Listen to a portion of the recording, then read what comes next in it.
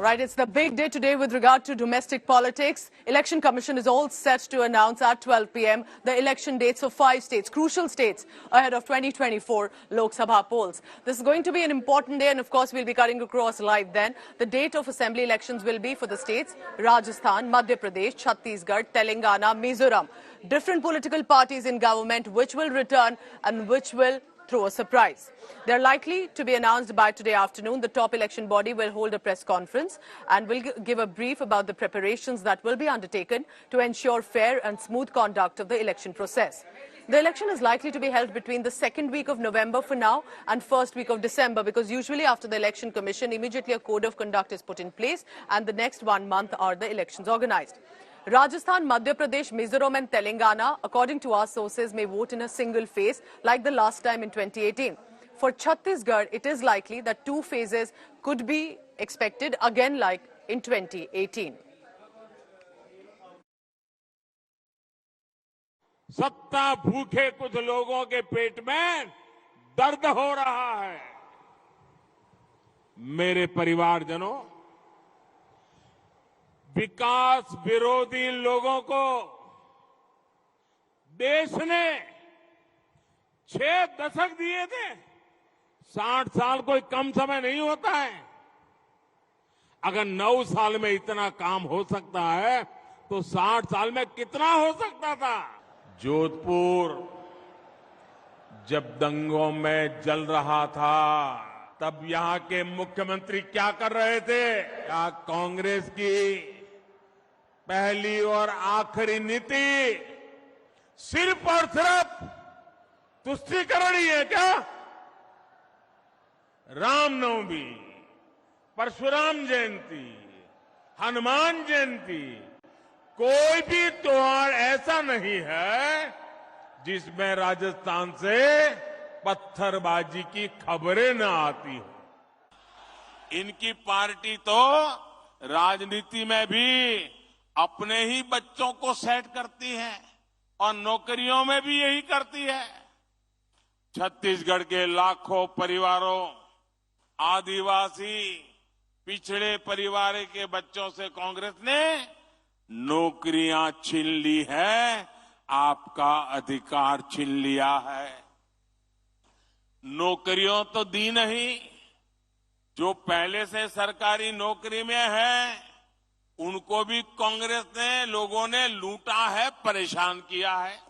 मैं कांग्रेस को सवाल पूछता हूं, साउथ के अंदर, खास करके तमिलनाडु में मंदिरों पर सरकार का हक है। सरकार ने कब्जा कर लिया है। मंदिरों की संपत्ति को सरकारी मिलीभगत में हड़प किया जा रहा है। मंदिरों को तो लूटा जा रहा है, मंदिरों को तो कब्जा किया गया है, लेकिन माइनॉरिटीज के पूजा स्थल को हाथ नहीं लगाते हैं, सरकार के नियंत्रण में नहीं लेते हैं। We have been waiting for the Election Commission to announce the dates for the election. It is coming today. If they're having a press conference, surely they'll be announcing the dates. We are expecting the Congress to come back again on the basis of what we have done. We had 5 years to deliver, and I too feel, not just because I'm part of the government, that we've been able to deliver substantially. So we hope to win. The other issues are always there. Yes. What we would like to do in the next 5 years. The caste census is one of the issues. Main issues, I think, are taking care of the people, looking after their expectations, meeting their expectations, taking the state forward. So those would be our targets. So that was Chhattisgarh Deputy Chief Minister T.S. Singh Deo. I want to now bring in from Rajasthan, because that's also another state that is heading for state assembly elections, Ankur from Jaipur.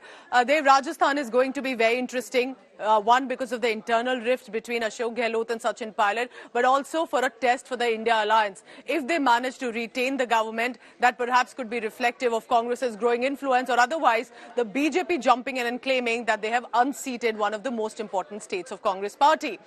What are you expecting here on? What happens as election code will be set in Rajasthan, in the desert state? Have netas already been announcing policies and promises?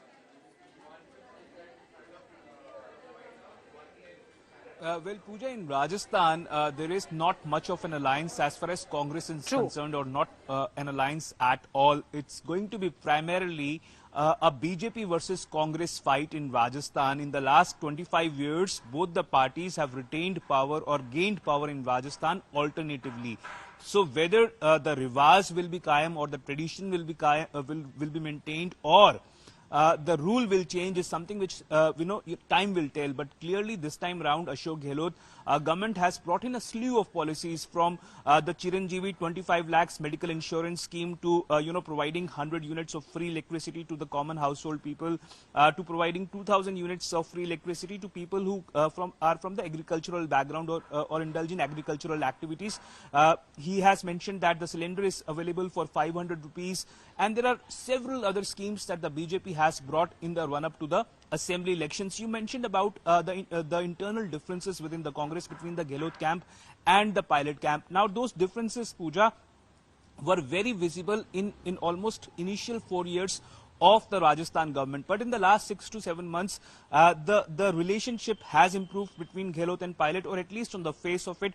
Perhaps they are trying to, at least show that they are now having a cordial relationship, so that it does not affect the party in the run-up to the assembly elections. On the other hand, there are several factions within the BJP as well. There is, of course, the Vasundhara Raje faction. Then there is the Punia faction, the CP Joshi, who is the state president of the party. Yes. Vasundhara Raje, reportedly is not on good terms with him. So there are several factions on both sides. Now, how this plays out is something. And that is what really makes Rajasthan elections very crucial. There is, of course, Madhya Pradesh also. So is Chhattisgarh. So is Telangana and Mizoram too. But it will be a lot of eyes on Rajasthan, specifically for all the permutations, combinations that we have seen that has happened, and the way in which, at least for now, the rift has been managed.